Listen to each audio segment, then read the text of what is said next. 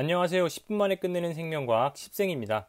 이번 영상에서는 3단원의 첫 번째 내용인 자극의 전달에 대해서 알아보겠습니다.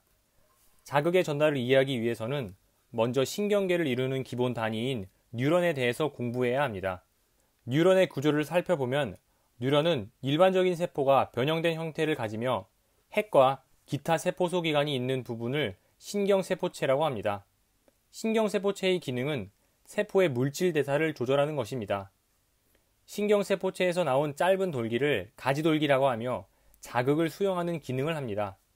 축삭돌기는 신경세포체에서 길게 뻗어나온 부분으로 자극을 전달하는 기능을 합니다. 축삭돌기의 끝부분을 축삭말단이라고 하며 축삭돌기의 끝부분을 축삭말단이라고 하며 흥분의 전달에 관여합니다. 슈반세포가 축삭돌기를 감싸게 되면 마리집이라고 하는 구조를 형성하게 되는데 이렇게 형성된 뉴런을 마리집 뉴런이라고 합니다. 마리집은 흥분이 발생하지 않고 마리집으로 둘러싸여 있지 않은 부분은 랑비의 결절이라고 하며 랑비의 결절에서 흥분이 발생합니다. 뉴런의 종류는 마리집의 유무에 따라서 마리집 뉴런과 민마리집 뉴런이 있습니다. 기능에 따른 분류로 구심성 뉴런, 연합 뉴런, 원심성 뉴런이 있습니다.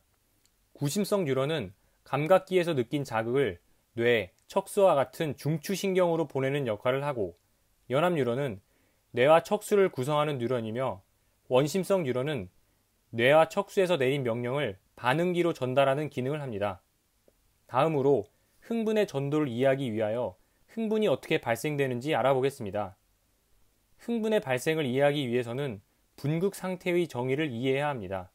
분극 상태란 뉴런이 자극을 받지 않은 상태에서 뉴런 바깥쪽은 양전하를 띠고 안쪽은 음전하를 띠는 상태를 말합니다. 분극 상태가 유지될 수 있는 이유는 첫 번째로 뉴런의 세포막에 박혀있는 나트륨 칼륨 펌프 때문입니다. 나트륨 칼륨 펌프는 나트륨 이온 3개를 세포 밖으로 칼륨 이온 2개를 세포 안으로 능동수송합니다.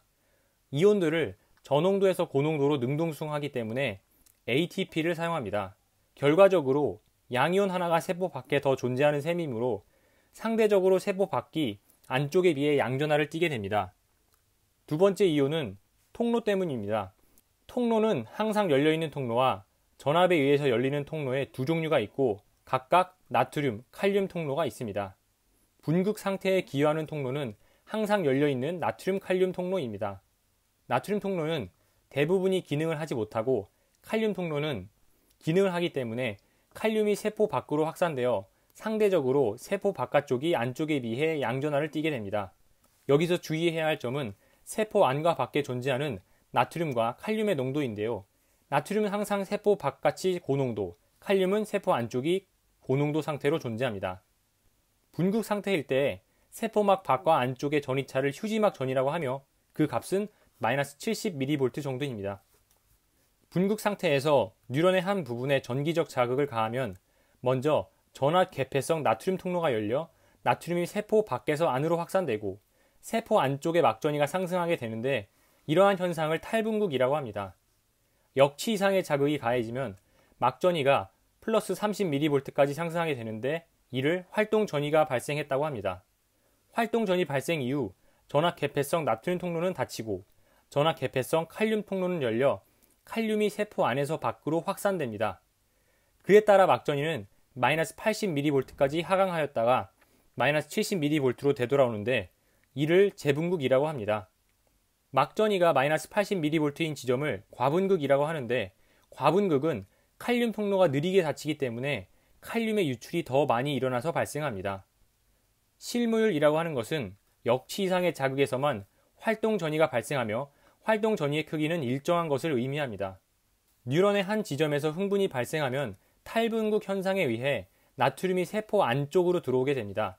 한 지점에서 나트륨의 농도가 다른 지점보다 높기 때문에 나트륨은 주변 세포로 확산하고 이는 주변 세포의 막전이 상승을 유발하여 탈분극을 일으키게 됩니다.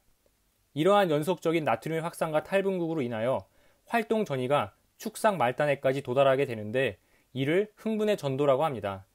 그림에서 보는 것처럼 시간이 지남에 따라 탈분극이 이동하는 것을 알 수 있습니다. 흥분의 전도는 세포 내에서 나트륨의 확산이라고 간단하게 정의할 수 있습니다.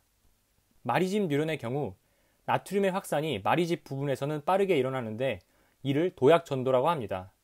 따라서 마리집 뉴런이 민마리집 뉴런보다 흥분의 전도 속도가 빠릅니다.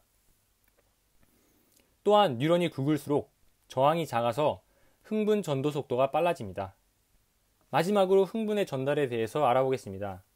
활동 전이가 뉴런의 축상 말단에까지 도달하게 되면 축상 말단의 시냅스 소포가 세포막과 융합하여 신경 전달 물질을 뉴런과 뉴런 사이의 틈인 시냅스로 방출합니다.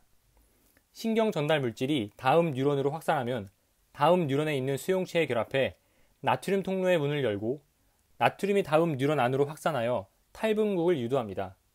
이런 과정을 통해 흥분이 한 뉴런에서 다음 뉴런으로 이동하는데 이를 흥분의 전달이라고 합니다.